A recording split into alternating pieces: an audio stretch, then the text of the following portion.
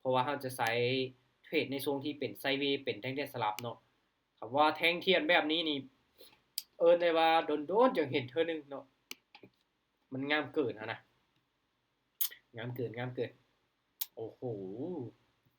ราคาทอง40,000แล้วราคาลงแล้วโอ้ลงมาหลายเติบเนาะลงมาหลายเติบ 4,500 โอ้แม่นขึ้นไปล้านละมาทุกคนเนาะออเดอร์นี้จะเป็นออเดอร์แรกเด้อตั้งเป้า 10% คือเก่าเนาะ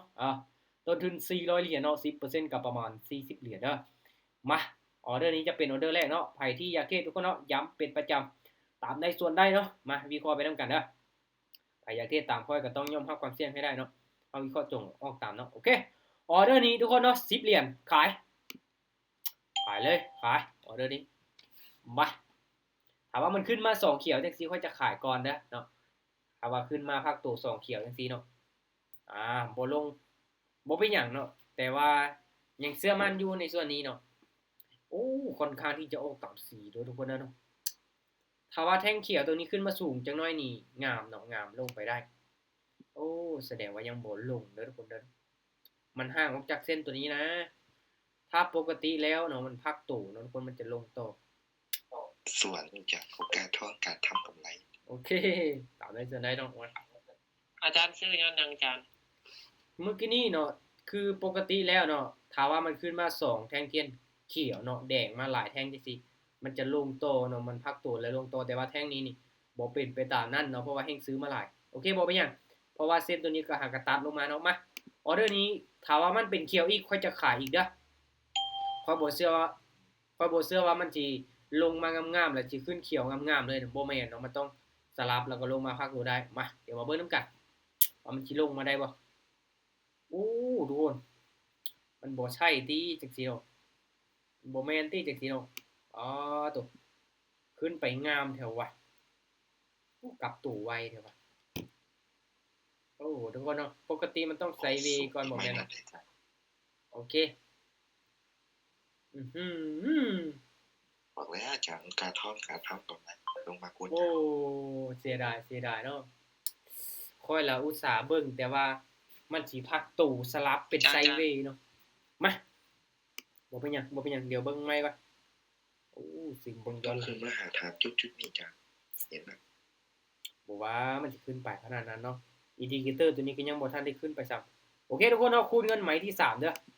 มาออเดอร์นี้ค่อยขอตามขายอีกไหมนึงถ้าขาย3ไม้แล้วยังบ่ลงนี่ค่อยจะเบิ่งก่อนเนาะว่าจะปิดจังได๋โอ้ปกติมันต้องสลับลงมาก่อนได้เนาะส่วนเฟซทุกคนเนาะมาเบิ่งนำกันว่ามันสิลงมาไหมใดมันต้องไม้นี้ล่ะต้องไม้นี้ล่ะจังได๋ก็ต้องแดงล่ะไม้นี้นะจังได๋ก็ต้องแดงล่ะเพราะว่าเขียวมันออก3ออเดอร์ติดแล้วเนาะเขียวมา1เขียวมา2เขียวมา3เห็นบ่ถ้าเขียว3ออเดอร์ติดแล้วมันต้องเปลี่ยนเป็นแดงในไม้ที่4เด้อทุกคนเด้อมาออเดอร์นี้คูณเงินตามสเต็ปนิ่งไว้ก่อนลูกนิ่งไว้ก่อนปึ๊บโอเคสวยทุกคนเอาไม้ที่3เด้อเห็นบ่ไม้ที่3เนาะโอ้งามอีหลีเนาะทุกคนเอางามอีหลีมาสาเหตุที่ว่าขายก็ต้องขายให้สุดเด้อทุกคนเด้อเนาะถ้าเป็นแนวโน้มขาขึ้นนี่มันขึ้นเขียวลายไหมจังได๋มันก็ต้องพักตัวแดงเนาะบ่ค่อนข้างที่จะออกตามสีเด้อทุกคนเด้อมาเบิ่งนำกันออเดอร์นี้10เหรียญคือเก่ามาทุกคนออเดอร์นี้ซื้อเด้อมาบาทนี้ซื้อเด้อซื้อเลยเนาะอ่าไม่หนึ่งจ้ะไม้นี้นี่สาเหตุที่ว่ากดซื้อเด้อทุกคนเด้อเนาะคือถ้าว่ามันเป็นขาขึ้นเนาะคือที่เว้าเนาะถ้ามันพักตัว2แดงเขาจะซื้อขึ้นไปก่อนเนาะคือเป็นหยังสาเหตุออเดอร์นี้ค่อยคือขายเนาะเห็นบ่มันขึ้นมา2เขียวค่อยก็ขายลงเห็นบ่มันเป็นแดงมาหลายๆเนาะตัวนี้ก็คือกันมันเป็นเขียวมาหลายๆแท่งเนาะพักตัว2แดงเขาจะซื้อก่อนนิ่งไว้ก่อนลูกนิ่งไว้ก่อนปั๊บนี่เรียบร้อยโอเคไปกันต่อทุกคนไปกันต่อมาเดี๋ยวมาเบิ่งนำกันแต่ว่าค่อนข้างที่จะงามเด้องามใช้ในการคูณเงินเอาทุกคนเนาะมันบ่มีคำว่า 100% เนาะอุ้ยยังขายทีลงมาถ้าแท่งนี้เป็นเขียวเด้อโอเคเฮาจะขายอีกก้อนบัดนึงอ่าเพราะว่ามันกำลังเป็นคู่อยู่เนาะอุ้ยแฮงซื้อมาหลายแท้เนาะมันกำลังเป็นคู่อยู่เนาะเห็นบ่ตัวนี้2แดง2เขียว มาเบิ่งนํกันว่ามันสิสลับลงมาเป็นคู่ได้บ่สังเกตเบิ่งจากอินดิเคเตอร์ตัวนี้เด้อทุกคนเด้อเนาะมีการไซด์เวย์นะเพิ่นว่าบ่ว่าสิกลับตัวขึ้นไปก่อนยังก้ำกึ่งอยู่ทุกคนเนาะยังก้ำกึ่งอยู่อินดิเคเตอร์ตัวนี้ก็ยังบ่ชัดเจนจังได๋ลูกโอ้นิ่งกิ๊บสิขึ้นไปเขียวแล้วนิ่งเลยลงมาอีกหน่อยนึงโอ้ทุกคนเนาะเป็นเขียวเฉยเนาะนิ่งเนาะบ่ลง ไม่ มา มีเราต้องลงจากพอดีต่ำกระถาง จังหว่าเนาะเพราะว่ามันก็บ่จับแน่เนาะเห็นบ่พอสังเกตเบิ่งแท่งเขียวๆตัวนี้โอ้มาลงแท่งนี้เนาะมาลงแท่งนี้โอเคลงมาอีกยังบ่จับอีกบาดโอเคคูณเงินมาออเดอร์นี้เด้อโอเคเอาตามซื้อเด้อไม้นี้ตามซื้อจะซื้อขึ้นไปเพราะว่ามันอยู่ถึงเส้นตัวสีฟ้าๆนี้เนาะแล้วก็เส้นสีส้มตัวนี้เริ่มก้งแล้วทุกคนเนาะเริ่มก้งแล้วเนาะมีโอกาสที่จะตัดขึ้นไปเนาะมีโอกาสปรับตัวขึ้นไปมาเบิ่งนำกันแต่ก็เชื่อมันว่ามันอาจจะไซด์เวย์ก่อนเนาะเพราะว่าเส้นตัวนี้มันยังขนานกันอยู่เอาเลยทุกคนเนาะมันบ่แม่นตีจังซี่บ่ขึ้นเนาะโอ้ทุกคนเนาะพลาดไป2เด้อคือเก่าเนาะโอ้แสดงว่ายังดิ้นในกรอบตัวนี้เนาะอาจจะลงมาจับตัวนี้ปึ๊บเนาะประมาณนี้ก็ประมาณนี้เนาะอาจจะเป็นกรอบไซด์เวย์ตัวนี้เนาะโอเคจับจุดตลาดก่อนแป๊บนึงตัวเนาะโอ้3แท่งเทียนโอเคปั๊มเงินต้องคูณเงินใหม่ที่3อีกแล้วเนาะมาทุกคนเนาะ3แท่งเทียนแดงค่อยขอซื้อบ้านนึงงับซื้อขึ้นไปมาออเดอร์นี้มาลุ้นเบิ่งนำกันว่ามันสิพักโตบ่หรือว่าสิลงมาแดงต่อแต่ก็เชื่อมั่นในเทคนิคของเฮา3แท่งเทียนแดงเมื่อใดเราต้องซื้อขึ้นไปก่อนเห็นบ่ทุกคนเนาะเฮามาเบิ่งย้อนหลังเห็นบ่ลงมา3แท่งเทียนแดงปึ๊บต่ำเลยเนาะต่ำฐานตัวนี้เลยปึ๊บโอเคหลุดลงมาหน่อยนึงก็จังซั่นล่ะบ่เห็นว่าก็ได้งามเด้ทุกคนเนาะงามเด้สำหรับแท่งเทียนตรงนี้ค่อนข้างที่จะงามเลยโอเคสวยกันว่าเจอกราฟแบบนี้ทุกคนเนาะเฮาเข้าไปเทรดทุกรอบนี่เฮานั่งเทรดแบบวิเคราะห์แบบชิวๆเลยเนาะถ้าว่าดีดพึดพัดนึงมีสุดท้ายนี่โอ้โหสังเกตครับอาชีพนี้โอกาสมองเลยโอเคมาตัวนี้ก็ยังไซด์เวย์อยู่เนาะสุดท้ายก็ยังกลับลงมาอยู่เนาะท้ายก็ยังกลับลงมาโอเคมาปรับเงิน10เหรียญคือเก่าออเดอร์นี้ทุกคนเนาะขายอีกบ้านนึงขาย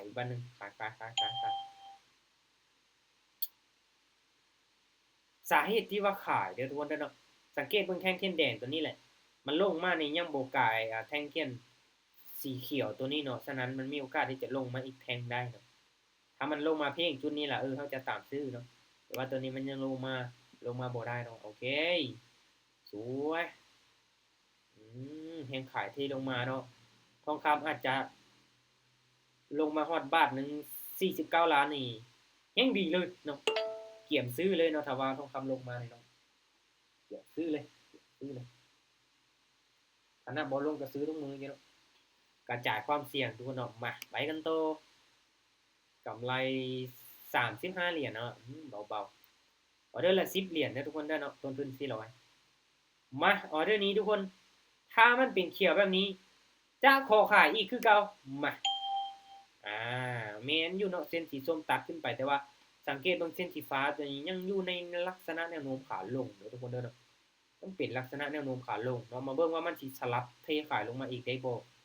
เพราะว่าแท่งเขียวตัวนี้มันขึ้นไปสูงนะขึ้นไปสูงหลายเด้องามๆลูกงามๆเฮ้ยนิ่งไว้ก่อนสลายตรงนี้มันก็ต้องลงมาแดงก็ต้องเป็นแดงเลยนะมันขึ้นบ่ได้นะจังได๋ก็บ่ขึ้นนะแท่งนี้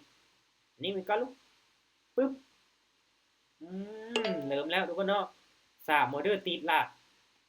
มากำไรนี่ 10% แล้วได้ทุกคนเนาะ10ปลายหน่อยนึงเห็นบ่444.5บ่แม่นจุด4นี่คักเลยแหละไปกันต่อออเดอร์นี้ทุกคนถ้าแท่งนี้ขึ้นไปเป็นเขียวเดี๋ยวเราจะขายเนาะเบิ่งนำกัน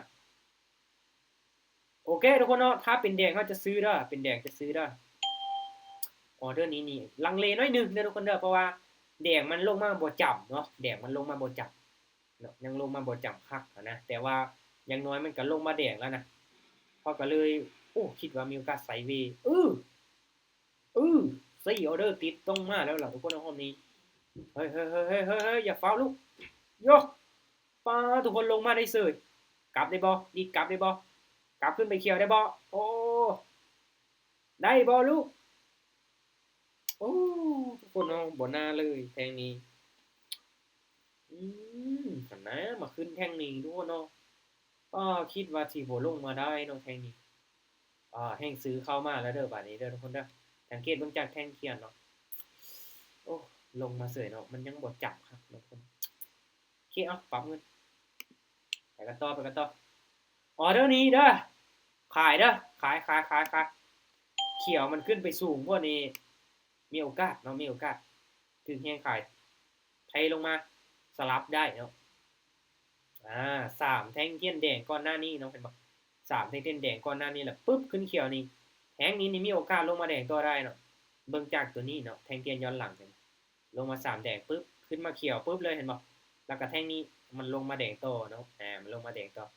ลงมายาวๆลุกลงมายาวๆมันกำลังติดเส้นอินดิเคเตอร์ตัวนั้นเนาะตอนนี้ก็ยังนิ่งกิ๊บเป็นแท่งเทียนแดงให้เฮาเสยทุกคนเนาะกำไร53เหรียญเนาะโอ้กำไรหลายเติบไปได้ทุกคนเนาะแต่ว่าไปกันต่อเวลายังอยู่เนาะเอาจัก20%ซะเนาะ20%นี่ประมาณ80เหรียญเด้อเนาะประมาณ80เหรียญถ้าทรงใดที่เอาเข้ากราฟได้เข้าจิเอา20%ทรงใดที่บ่ได้ก็เอาจัก10%มาออเดอร์นี้ด่วนซื้อเด้อออเดอร์นี้ซื้อเด้อเพราะว่ามันเป็นแท่งแดงตัวนี้เนาะมันอยู่ในกลางเส้นตัวนี้เด้อถ้าว่าเป็นไซด์เวย์นี่ค่อยว่าคิดว่าน่าจะสลับเขียวได้เนาะ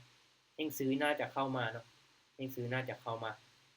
เบิ่งน้ำกันเนาะมันเป็นแท่งเทียนลังเลเนาะทุกคนเนาะมีไซส์ทั้งหลุมทั้งเทิงแต่ว่ามันก็บ่ถึงขั้นว่าเป็นโดจิเนาะแต่ว่าแท่งเทียนมันมีไซส์ทั้งหลุมแล้วก็ทั้งเทิงจังซี่นี่มันมีข้อยากน้อยนึงเนาะโอเคจังได๋ลูกเขียวได้บ่นิ่งกิ๊บโอเควินทุกคนเนาะ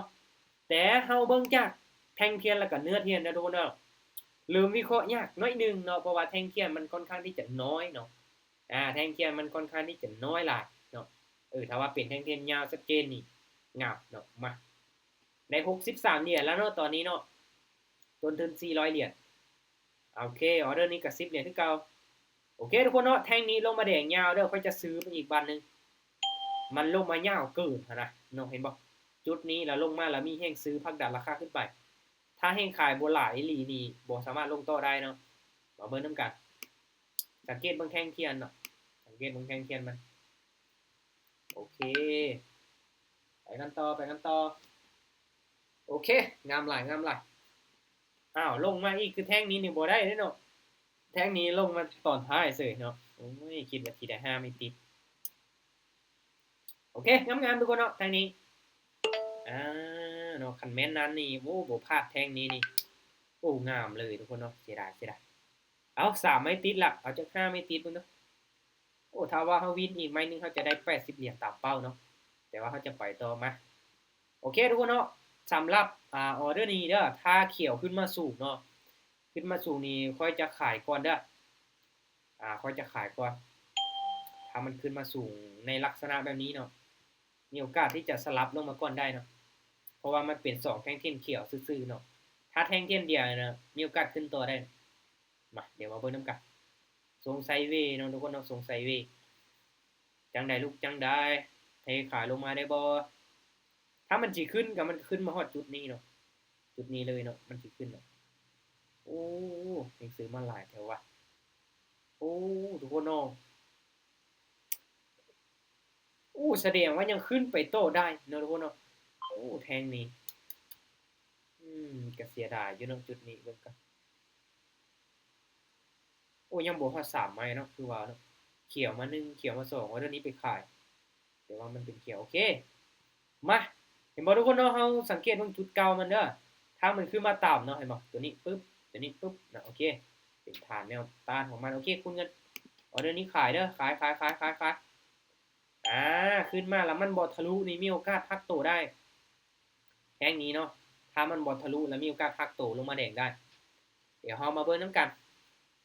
ท่านนับเบิ่งนี่1 2 3 4 1 2 3 4 5 6แทงปัดโตโอ้ทุกคนเนาะมันเป็นแท่งเทียนที่น้อยเนาะลงมาได้บ่เทขายลงมาได้บ่อ้าวคือนิ่งให้ลูกปึ๊บโอ้ทุกคนเนาะมันบ่ขึ้นเนาะมันบ่ขึ้นทะลุแต่ว่ามันก็บ่สามารถที่จะคือเทลงมาได้เนาะโอ้ถ้ามันขึ้นไปสูงกว่านี้นี่งามเลยเห็นบ่มาพักตัวแท่งนี้เนาะพักตัวแท่งนี้ขึ้นตีเขียวอีแม่ขันใจเนาะ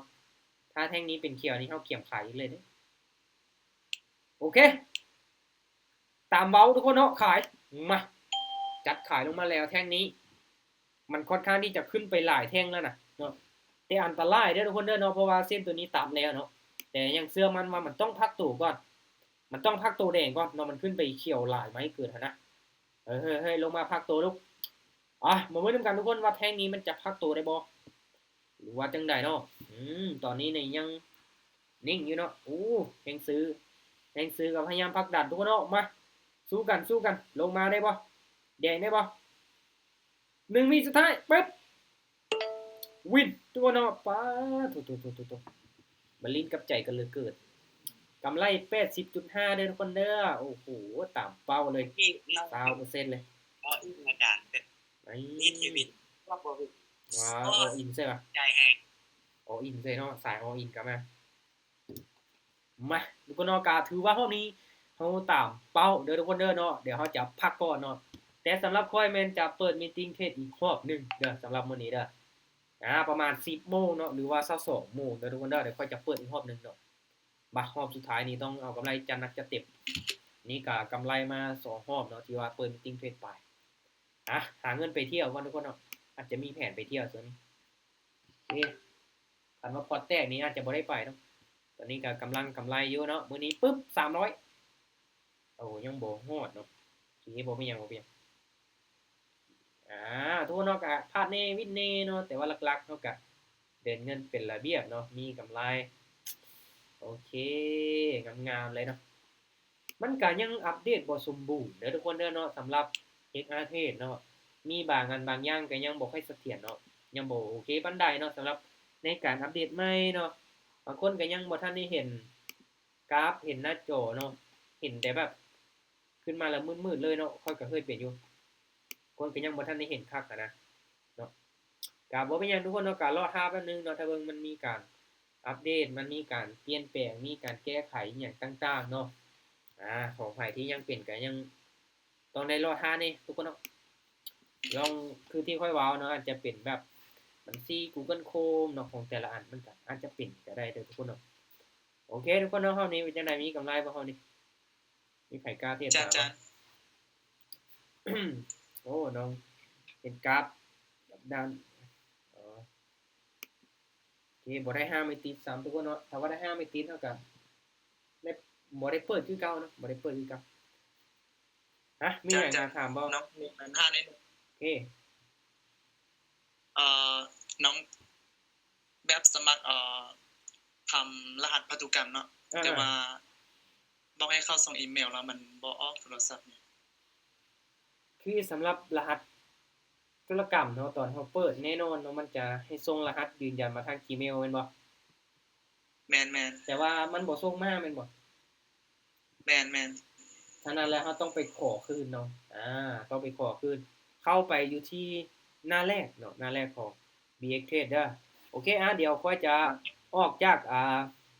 บัญชีเทรดก่อนแล้วสิเข้าไปหน้าแรกเดี๋ยวค่อยจะบอกให้เด้อเนาะโอเคเวลาก็ยังอยู่เนาะสำหรับนิดนึง